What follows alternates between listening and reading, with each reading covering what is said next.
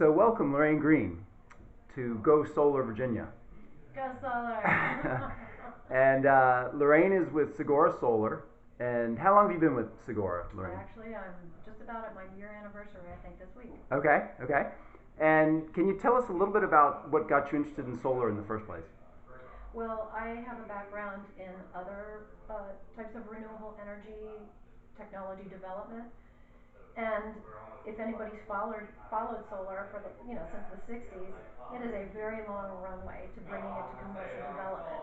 And I was dealing with biomass, things that just are not quite market ready to the scale that wind and solar are, and they are really the darlings of the day. And I said, maybe I should go join a winning team. And so I've come over to solar. And one of the things that even my colleague, who is next door in the other solar model home in the parade of homes where we are today, and that's why you're hearing all of this Right. activity and noise. People are really interested in coming out and seeing these solar homes. Is that people with Sigora were very passionate. You'll find people in the industry really believe in what we're doing, and I think now is the very best time to go solar. From an investment standpoint, whether you believe in the environment, whether you believe in climate change, it just makes good economic sense. And it does all those things too. It helps get us off of reliance of fossil fuels and coal. That's great. So you came to the conclusion that solar was going to be the real source of energy. I mean, wind and geothermal are useful in probably some regions of the country, but in your opinion, solar is going to be the big future. Well, solar, I think, can be installed in a lot of places people assumed it couldn't be installed. We in Virginia are very lucky because we happen to be at the correct latitude and longitude, and the pitches of our roofs incline us to really good solar production. So I think people are surprised that solar does quite well here. They were surprised that it does very well in Germany. And Germany, you look at it, it's overtaking the whole country. And so to me, all of these technologies, even back in the gas and oil days, with every industrial or technological development, there's this long runway of maturity. And then you get to that bell curve where it really matures. And that is what's happening with solar. Best equipment available today. It's unbelievable where the technology's gotten us. The modules are what people refer to as panels, more durable. We've got nanotechnology finishes that allow the dirt and grime to come off. Solar systems are virtually maintenance free.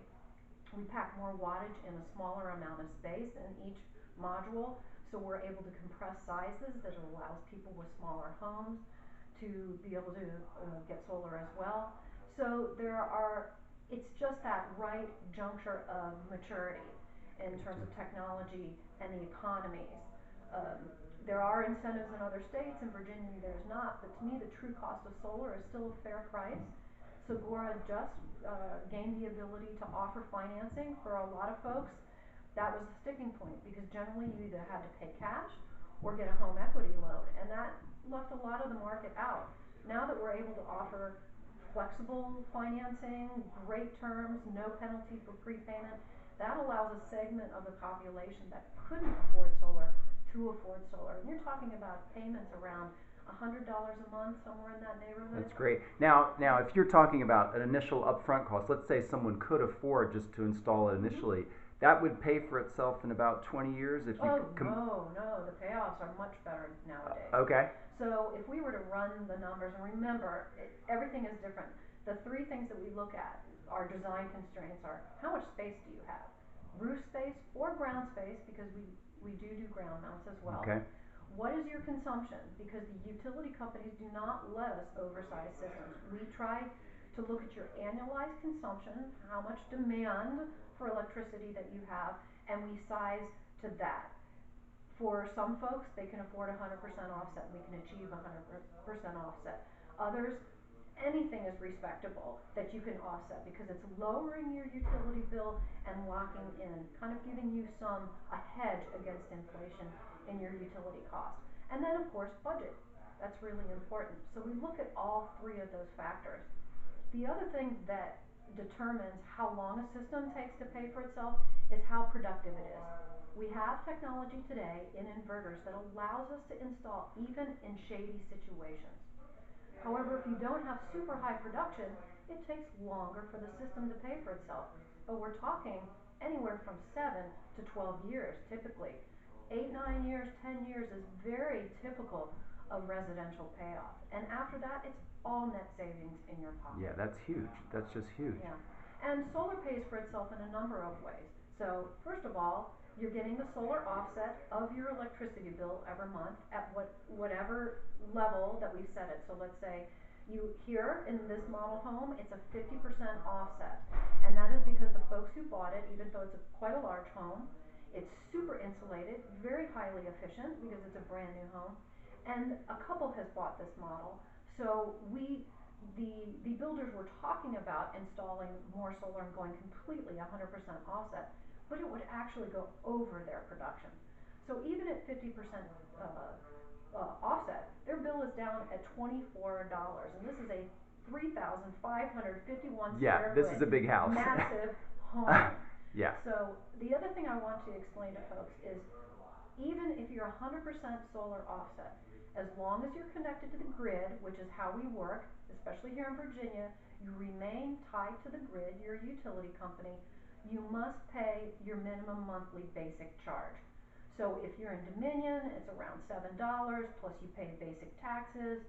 In the co-ops that we have quite a few energy co-ops around the state, it can range up to $30 a month. So you will never pay absolutely nothing.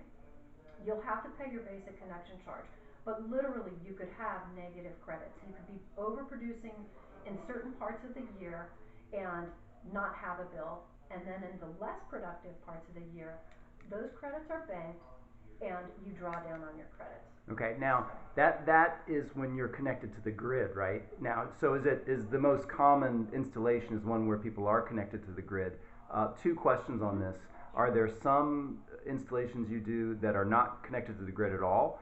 And whether or not it is connected to the grid, do these systems have backup? Do they have battery storage? Is that required? What's your take on that? Okay. Good question, and a very common question. I would say 40 to 50% of the folks that call in or talk to us, they want some sort of backup system, especially here in Virginia. Even though power outages aren't common in that we don't have them often, when we do, it really bothers people. We have storms, and now with climate change and storm situations, we have a lot of trees, down lines. There's definitely the demand there. But we have to explain to people that battery technology has not quite caught up with solar technology just yet. We're still dealing with either the older technologies, which tend to be toxic, that highly maintenance intensive. You have to keep filling them with water, you have to build a separate space, they have to be able to ventilate. These are lead acid batteries, heavy, big, take up space, and they literally double the price of your system. So we don't favor doing that. We did one experiment, and really it was just, it did not have a good outcome. Now, the owner was adamant and was willing to pay the price, but we don't want to see people doubling the cost of their system and having something that we feel won't serve them in the future. With the advent of these electric car batteries and with all the work that Elon Musk is doing through Tesla and European companies, Stone and some others. Probably Siemens, yeah. Yeah, the battery technology is coming. It's not quite there yet. You've seen with exploding phones, lithium-ion batteries are just not quite there yet. Are the you're probably familiar with the Powerwall that Tesla's producing. Is that not favorable in the sense that its capacity is low? Is that one of the issues? Well, we were actually negotiating to have a distribution agreement with Powerwall. The problem is that they're a Western company, and their first iteration of their battery was really for helping people shave peak consumption. Out west, energy is a lot more expensive than it is here. We actually don't realize that we've got it still pretty good, even though we're shocked by our bills. And so the intention of the Powerwall was actually to help people. Generally, nighttime is more expensive for them, so right. The battery, their solar systems, the battery would store even grid electricity during the day that they could draw on, yeah. And offset the nighttime. Whereas here, our needs are a little different. We want backup batteries in the case of outage. And so that took a different battery, and they were proceeding with the technology there, but they did have issues with it, and they saw that the economic proposition wasn't quite they couldn't justify it. And I've got two great articles we just received literally this week about it, because we still get a lot of people asking about it. Okay. So it's not an if question, it is a when question. And I would say in the next 2 to 5 years, we're going to have those kinds of battery systems. The reason that I like that for people, even if we're grid tied, the fact is you're going to have a backup system. And what we'd like to see is people starting to organize for energy independence in the future, true distributed energy. Will we get there? I don't know. But even the utilities are starting solar farms, community solar. So to me, we're on the evolutionary path to that Yeah. possibility. One solution I've heard, tell me if this is viable, that you could use, there's sometimes a fight going on between existing power energy companies and alternative energy companies, in the sense that, you know, these old systems, they've got the infrastructure, they're getting a lot of money coming in through that, and they don't want to change anything. They're used to that paradigm. Is there the potential in the future where folks who are interested in alternative energy, especially solar, can work in a collaborative way with the existing power companies, such that the power companies serve as a regulating central hub, if you will, for all this energy that's going to be coming in from these isolated houses that have solar or whatever source of energy? Could we use these existing utilities to regulate the power? Well, that is what community solar is all about. There are some experiments with it, but it's just not here yet. Mm-hmm. I think it's coming. And that is where you produce enough for your community, and then the community shares. Right now, if you were to overproduce, it basically goes out to the grid. It is to your neighbor, but it's really to anyone. It just gets fed into the mainline distribution system. Whereas community solar actually fuels for the community. That model is starting in other parts of the country, and it is a model that I think will be adopted eventually here. Okay. So anything goes. And just like with fossil fuel companies, they're going to toe their line for as long as it makes financial sense. But even Dominion now is investing in solar farms, knowing that the writing is on the wall. And so you just have to look at it from their side. It is a financial proposition, also supply and demand. The demand, I have to tell you, what's been driving solar demand in Virginia is actually grassroots. People coming into the state, we have a lot of folks from California that moved into the Charlottesville area. Yeah. They expect homes to be solar ready. A lot of clients who've been calling me lately have been in new used homes, meaning older homes that they've purchased, and within 3 months they want them solarized. So we're seeing quite a bit of that demand. We don't want just one person in the neighborhood to have it. We want neighborhoods Right. to have it, and that is starting to happen. We host solar parties when we install in a neighborhood. We want to make it possible for the whole community to go solar, and that's really Sigora's mission, is make solar affordable and available for everyone. As a matter of fact, we are involved in Haiti. Not very many people know about our microgrid project down there, using both wind and solar to build a grid that makes electricity available to over 200 people who have no electricity or very limited electricity Beautiful. today. Yeah, that's cool. Yeah. We have shots that they're sending back from schoolhouses that have one light bulb, and these people are elated. They just didn't have that benefit, and so again, it's fulfilling our mission of making it available for everyone. Right, and isn't that an ideal location? I mean, you got sun. I mean, Yes. yeah. And the wind along the coast where Right. they've located the wind farms is extraordinary. But we can achieve that here too. Okay. People are pretty surprised. Again, we have a lot of trees and there are shade, and there are times that we have to advise a customer that they are not good candidates for solar, and we do that. And it's hard. We have a lot of people who are so excited, so passionate about solar. So what we've done is we like to reward them for anyone that they refer to us that goes under contract. We actually do give out a solar reward of $250, because we want as many people to go solar, even if they can't. They are passionate about bringing their friends, colleagues, so everyone involved. And the other program I want to mention is just recently where I met you was Right, at the Veggie Fest. right, Lots of nonprofits were there representing, and one way for them to earn, to raise money, is doing good in two different ways. We said anyone, their donors, their members, their employees, if they go solar and go under contract and purchase a system, we will again donate $250 to that charity. So whatever your cause is, we're happy to do that. We have customers who refer people all the time. They don't take the money. They ask us to donate it to our cause in Haiti or to a charity of their choosing, and we'll do that. that's great. Yeah. Now, just a little bit, maybe I should have asked you this earlier. Can Sure. you tell me about the origins of Sigora Solar? I think I read that the founder initially was driving around in a pickup with solar panels. Is that accurate? Honda with a ladder on it. Yeah. Andy Vindia, he is Romanian, and he came to this country. He actually has quite a technical background, but as all of those immigrant rags to riches stories begin, they come here with a dream. He saw a need and just started pitching it literally out of the back of his car. Now we have grown. We were named in 2015 one of Inc. 500's fastest growing companies. We are probably one of, if not the largest, solar company in Virginia, which is astounding. And that wasn't his aim. He was just very passionate again about solar. And Right.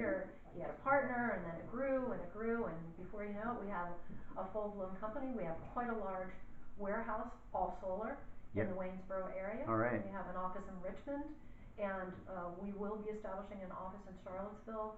We have much more demand coming from Northern Virginia, so we will likely have an office there. We love the Valley. The Valley has just been a huge customer base for us. People are, again, so passionate and fiercely independent. We love working with them out in the whole Shenandoah Valley area. Great, So. great. All right. So let's see. One of the things I wanted to ask you a little bit about was the technology and the kinds of solar panels that are available. You guys probably usually have a set system that is maybe your most popular, but do you go through all this when you're setting up somebody's system? Do they have some ability to select the types of panels they want, or you guys will recommend particular panels? And I know there's some new technologies coming, like windows that will be able to generate power. What's your take on all that? It's good that you bring that up because people ask us about that too. Solar film, solar shingles. Right. Why aren't we doing that yet? Again, let's go back to when it's a new technology, just like old plasma TVs, the first generation of phones and TVs, anything electronic, anything new that's a new technology. These are very sensitive technologies. There are glitches, there are bugs to be worked out. Although they're admirable and we'd love to see them, again, we see the test results and the negative or downsides, the outcomes in terms of limited lifespan or problems. Let me give you an example. Solar shingles, people ask us about it a lot, and there have been some commercial installations nearby. The problem with that is solar, believe it or not, your solar panels like cool. They don't like hot. So even though they work well in the summer to a degree because you've got massive sun, the sun's in the right direction, the heat actually impedes the amount of production because they get too hot. Even when we call a flush mount array something that's absolutely on your roof, in alignment with your roof, it's not on a racking system, we still allow a 5-inch gap for air to circulate to keep those solar panels cool. With the solar shingles, there's nothing. And the heat buildup, people don't appreciate that the temperatures on like asphalt shingle roofs can get up to 130, 160, 190 degrees. And what they found was that the shingles warp, they peel off, the films start to separate, and there have actually been some fires. So we're constantly looking into these things, researching, even with the batteries. We're monitoring that closely. But if we're not confident in the technology, we will not offer it until such a time that we believe it. Gotcha. That said, with solar modules, yes, today, as I was mentioning before, the materials, the durability, the wattage capability is just phenomenal, and the prices have come down. There are tiers. We only offer tier 1 equipment at this time. We have a lot of competitors in the area that are offering lower tier, cheaper panels. It's like, again, anything else electronic or your cars. Some people want, um, You get what you you know, pay an for. economy car, and some people want a luxury car. So we do have some options there. But in order to make it as affordable as possible for people, we are going to packages. We're starting to integrate energy efficiency measures, offering financing, and we've got some phenomenal equipment that we're offering in these packages. They have state-of-the-art monitoring involved in them. They have the longest warranties in the industry. We're talking about 25-year warranties. Wow. What equipment are you buying nowadays that has that kind of warranty? So really, when you look at these systems, those are just the warranty lives. We've been getting calls from people that have systems from the 70s, which was not a good time for the technology, and yet here it is 40 years later, those systems are still running. Yeah, this is amazing. So you have like a 25-year warranty, but who knows, these things could... I guarantee you, you're going to see 30, 40, maybe even 50 years. Yeah, that's out of incredible. these systems. That's just amazing. Right, so these are legacy systems that we have folks who come and they invest for their children. They're going to retire in place and they're going to stay in that house. That's their forever home. Or they're in Virginia, we have a lot of families who live close together. They're investing for their future generations. And in the valley area that are forward looking, have farms, that's how they're investing. Other folks in the city, if they're transitory, they're saying, well, how can solar pay for me? The fact is nowadays, solar actually earns a premium for people who own their own homes. And we can even bring in Greg. We were talking about Greg Slater from Nest Realty. The solar premium on real estate resale is the highest. He's shocked. He's actually sharing some reports. We're always looking for as accurate a statistic as possible. When you look at the cost of a solar system, let's say it's $21,000, it can be as much as 30% of the value of that system or more that a premium is added to the resale value of your property. And people are coming in asking for solar. So it's a very, again, it's a great value proposition, whether you're in it for the long term and the system pays you off in the long term with net savings in place, or in terms of enhancing your resale value of your property. That's great. And the other thing too is, people don't realize that the fossil fuel industry is heavily subsidized. I mean, so people sometimes talk about incentives for solar, but the whole oil industry is heavily subsidized. I was thinking about that this morning. It's so funny that you bring this up because I said, well, people don't understand, where do the subsidies come from? They come from taxpayers. They come from our pockets. Right. So whether I'm selling you solar at a fair price or a subsidized price, you're paying for it one way or another. And fossil fuels, if we were paying the true cost of fossil fuels without subsidization, that would blow people's minds. Right. And then it would actually spur greater growth of renewable energy. Right. Right now it's a psychological thing. I worked in Europe 25 years ago. They've always had true cost of energy, and their gas prices were insane. Right. And so it motivated them to look at renewable fuel sources.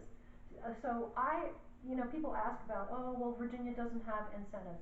Charlottesville has a tax exemption incentive, which is quite good for 5 years, and we have the 30% federal investment tax credit available to people. But quite frankly, I don't think that should stop people, because we're selling solar at a very fair price, and even if it were incentivized, the fact is you're paying for it either way. It's coming out of your pocket. Right. And that's a message I really want to make clear to people, is that one way or another, we're all paying for it. Well, and so the huge thing is, not only are you guys saving compared to fossil fuel use, so if you install a solar system now, over the long run, you're going to save money if you compare it to fossil fuel as your source of energy. Is that not accurate? Right, because we have built-in inflation. We watch the utilities company, what their rate setting is through a federal government agency that tracks these reports. We check in quarterly to see what the inflation rate is, and inevitably that inches up. A lot of folks will come in and they'll say, my utility company hasn't raised my rate in years. Well, they may not have actually raised the rate, but you've got a lot of other line items, and just like your cell phone bill, They are raising the rate some other way, and it can be another tax, it can be another item, distribution service, some other way. Those rates are not fixed, and those rates do climb. Now, we had a depression in the rates because of the gas, Right. natural gas flooding the market this last year. But inevitably, it costs money for new infrastructure, and they're talking about new infrastructure all the time. I think it's fair that we have to pay a basic price to remain connected to the grid. I think that's fair. They're offering you your infrastructure to keep your lights on and heat your home. I think that that's fair. But we do need to work together. And I also think that in terms of energy portfolios, it's got to be an all proposition. It's not one fuel or another fuel, it's all of them. You know that fossil fuels aren't going to disappear overnight, Right. but there should be an exit strategy, and I think we know that that's happening with peak oil and with the expensiveness, actually the externalized cost of developing fossil fuels out of shale oil and fracking and whatnot. There's going to be such a high environmental, health, and economic cost. Exactly. You See, know, this is the point. Economics is at work. Right. This is one of the points I wanted to make. Is not only are you going to save personally, financially, by installing one of these systems, but you're also contributing to a better environment. Yes, and we tell people this. I want people to know it's not just for themselves when they put a system on their roof. I say you're doing something on a much larger scale collectively, and I'm getting goosebumps telling you that. We're excited about that because you really can make a difference, not just for yourself, but on a massive scale. Right. Yeah, that's fantastic. Before I let you go, just one last question. Can you give me just an average change someone would see? Like, what's an average monthly electric bill they would have before their system's installed, and then what would that bill be after the system's installed? Well, again, it depends on what is your roof space or your ground space, what is your consumption, and ultimately what is your budget. So we size it. Every job is a custom job in that respect. We size it to what works for you and what are your needs. Now, the average bill is probably $150. So if we were to install a system and we wanted to achieve 100% offset, then literally your bills would go down by virtually 100%. Remember your consumption. So you're still going to be paying your taxes and your connection fee. And remember, that's going to fluctuate through the year. You're going to have some months of very high production and no bill. Isn't that great? And there are going to be other months where you're drawing down or production is less. We've had a very cloudy year, and we did an analysis of customers who've had a system for 2 to 3 years, and production was down by about 20% this year. So we can't control the weather. We do our best. Right. But in general, we tell you what your offset is going to be or your savings on your bill, and that's what we like to work to is what does that save people? If you go 50% offset here, basically means that the bills on an annualized basis should be about half of what this home normally would cost. Wow. Okay. And it seems to be overproducing a bit. I mean, a $24 bill, and we were just in that hot season. But again, this is an energy efficient home, and that's why Sigora is now entering into energy efficiency. Because let's say your roof space constrains you to only a 30% offset.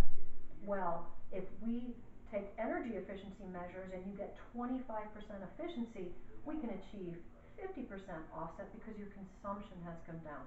It means your solar system's working even better and harder for you.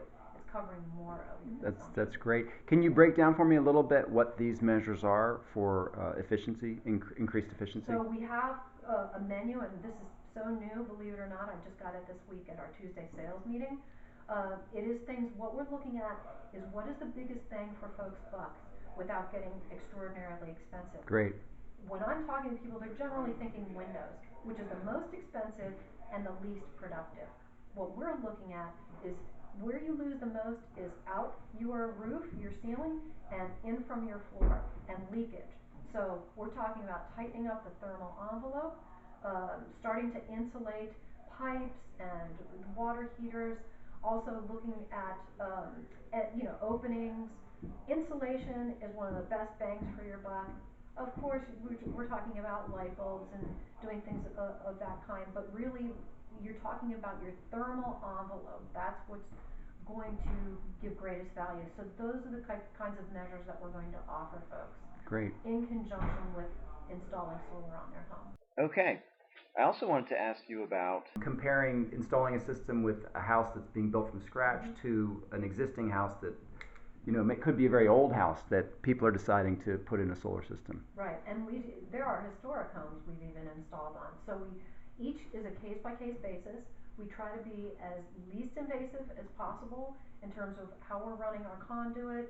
We don't like to break in the walls, things of that nature, but we work with the homeowners to the extent that whatever needs to happen. And it depends on the location of our equipment. We're also now starting to move to the types of microinverter systems versus inverter systems that enable us not to have to run conduit at all. Well, Loraine Green of Sigora Solar, thank you so much for being with us today. And we'll be back to talk more about other aspects of the business.